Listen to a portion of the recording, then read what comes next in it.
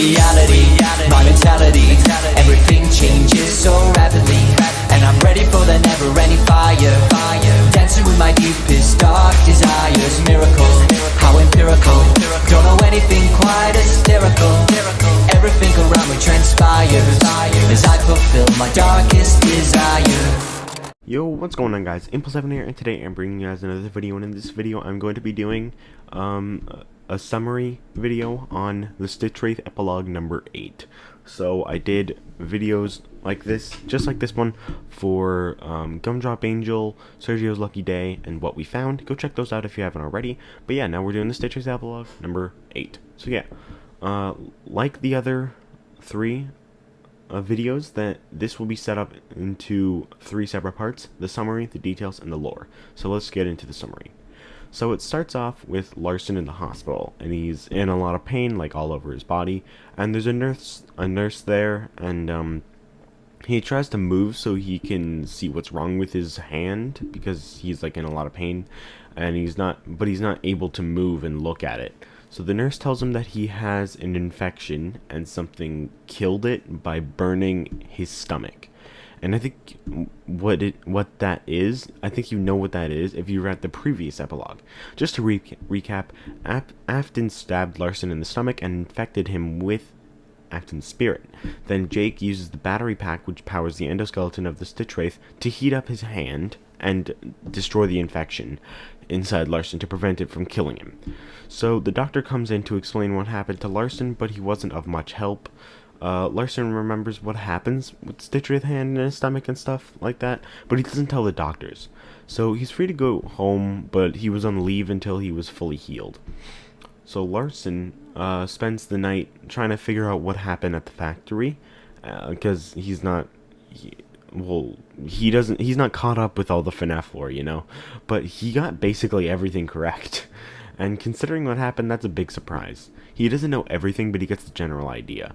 So he decides when he is able to, he needs to find the Stitchwraith and figure out what it is. So he starts to heal, but he starts having problems with his mentality, and he's scared of that. But the doctors don't learn anything about it. And at this point, I was thinking maybe Jake hadn't gotten all of Afton's spirit out of Larson, or maybe he was too late. But then that theory is debunked. Larson starts seeing things that weren't there, and things he shouldn't have been able to see. Glimpses of the past. He was seeing memories, but not his own memories. Lying in bed, Larson watches Freddy's animatronics performing, and he can feel his bed vibrating from the beat of the music. But then the vision transitions into something else, like hanging out with somebody's friends, or at the movie theater. The transition to each different vision, though, was always a ball pit, and I think we know why. That was the first ever Fazbear Frights story, into the pit. So apparently the balls in the ball pit smell like coppery and decaying. In other words, they smell like blood. And apparently the balls like stick to him, kind of like Velcro or glue or something. So Larson decides he needs to find the ball pit because he must be seeing it for a reason. So then it cuts over to Jake, and it is raining outside, and he's getting a little bit of water in his eyes, and he's staying in the dark on the streets. He's sad that Andrew's gone, which is also strange because we haven't seen him since Epilogue 6, but he'll probably show up again soon. He has his own story coming up in Fazbear Frights book 10. But yeah, Jake runs into a person on the street, and the person is lying down with his eyes closed, and he has pale skin, long hair, and a beard. A police siren rings, and Jake hides next to the man, and he accidentally puts his hand on the man's shoulder and thinks he's accidentally just killed him. But no, the man seems fine after that, so no, he didn't kill him. But then he starts to see the man's memories of him being in a happy family, at a happy dinner, and then he starts going through a bunch of different memories really quickly. But then it went into a memory of the man in a car crash with his entire family dead except him. Jake was somehow able to take the man's happier memories and make them bigger, so the man was less depressed. This may have something to do with Happiest Day. Maybe this is how it's able to happen, or how it works. Then Jake sees people walking toward him, so he hides inside a dark building. Inside, Jake finds a teenage girl asleep, and she looks really cold, so Jake takes off his cloak and wraps it around the girl. Then he sees a TV and an ad playing about anti-drugs, and based on things in the commercial, Jake thought this girl might have taken drugs, and that makes him upset because he knows drugs are bad. So two big men bust into the room and ask the girl for money, but then Jake intervenes and protects the girl and kicks their asses. And they start acting like whiny and like children, and I feel like this could be a reference to the bite. Though we never see it, the bullies likely end up getting terrified of what they've done afterwards. So then Jake carries the girl up, she passes out again, and he takes her with him. And he needed to find a place where he could take care of her. So then we cut back to Larson. He had been searching for a few days until he made it to Jeff's Pizza. It's not explicitly said to be Jeff's Pizza in the story, but it's very clearly Jeff's Pizza since that's where the ball pit is. So somebody gives Larson the keys to the place and was kind of careless as to what he was doing there. He was like, yeah, do whatever you want, take the keys later. He just leaves. So yeah, also there's a little detail here which is actually really interesting, not to the story or whatever, but the fact that they even decided to include this small detail from 1.5 years ago that nobody even remembers. The fact that there were yellow walls and figures behind the bad paint job, you can tell, but you can't see exactly what's there. This is exactly what we were told way back Into the Pit, and I'm fascinated that the writers even remembered this. So yeah, Larson looks around the location and finds the ball pit. Inside the pit are balls which have like blood on them, and Larson takes a few of them, and I'm guessing he's gonna probably end up doing a DNA test to see whose blood it is, but we won't know for sure until July, since that's the end of the Larson portion of this story. But now we cut to the men who attacked Jake, and they're in the hospital. The bigger of the two men had been in more pain than the other, but the other one had his forehead burned.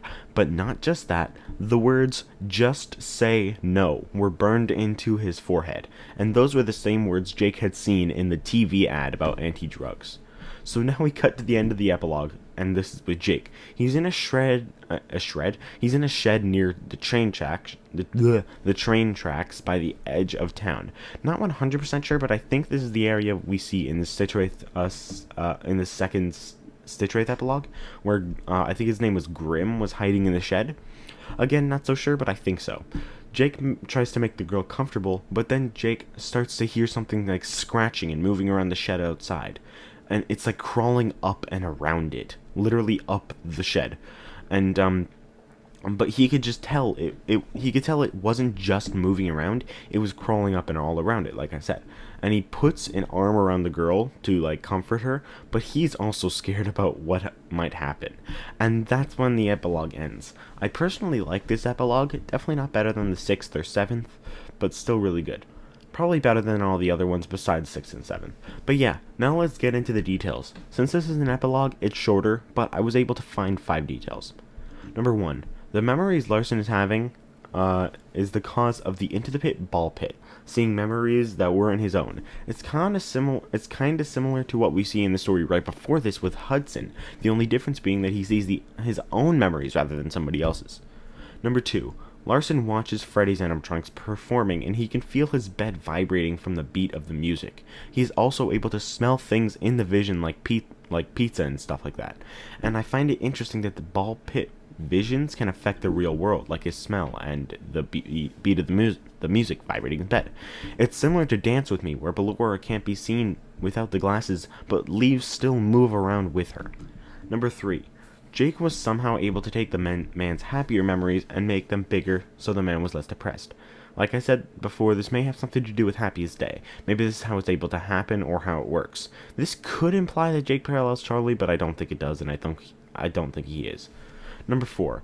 The teenage girl that Jake finds has reddish-brown hair, a gray t-shirt, and ripped jeans. Foxy Bro from FNaF 4 also has a gray shirt and blue pants, which could very well be jeans. And I also see some people saying Foxy Bro's hair is reddish brown, and I never saw this, but yeah, there's that too. Foxy Bro is most likely Michael, and he has blue eyes, and so does this girl. But because it seems, I brought this up because it seems like it could be a slight connection, but I'm not quite sure.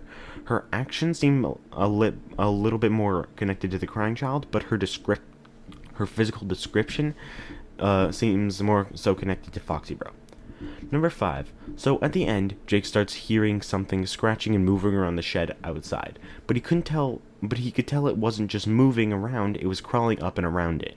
The fact that it is crawling on top of the shed and around it, and the fact that it is capable of climbing up, makes me think this is Julius from the Breaking Wheel. Julius is basically Mangle, even at the end of the Breaking Wheel. Spoilers, by the way. He attaches himself to Reed, he attaches Reed to his body. 2 people, both on Julius's body, just like the 2 heads that Mangle has. So yeah, I think Julius is making a return here. Lore. It's time for the lore now. So, I had a thought about the ball pit, and that it may connect it to FNaF 4, being Krangchild's torturing Michael. But maybe instead of making Michael see his own memories, he makes him see Krangchild's memories. But it also connects to Hudson in a way too. The memories Hudson sees are just his vision, but in reality those things are really happening. But in the room he is actually in. So what if Krangchild saw the nightmares in his room and showed Michael those memories, but we see the room we are really in, while Michael really sees something different, Krangchild's room. I get it's a stretch, but I think FNaF 4 could at least have to do could at least have something to do with the ball pit, because they do seem connected. My problem with this theory, though, is that I feel like it would be a weird layout for Michael to be closing doors in Krangchild's room or whatever when he's really in his own. I find it hard to believe that it would line up perfectly, especially since Krangchild's room only has 1 door and not 2. Plus, why would we see something different than the person we are literally playing as? So yeah, I could see some flaws in this theory, but I think the ball pit could potentially tie in with FNaF 4 in a way, because they do seem connected. I don't know, maybe it's just Krangchild repeating the same thing but not putting him into the exact memory, since it's also shown that people in the visions from the ball pit can walk around freely without the influence of who's placing them there. Anyways, this is just a thought I had. Other than that, not really sure what other lore hints could be in the story, but feel free to drop them down below in the comments if I missed something or if you have any ideas on them. Anyways, guys, that's the end of Fazbear Frights Book 8. Now that I'm done that, I'm going to do a tier list video on all the stories and rank them all. So yeah, stay tuned for that video, and I'll see you all in the next video. Leave a like and subscribe if you haven't already, and yeah, Impulse7 out. Peace.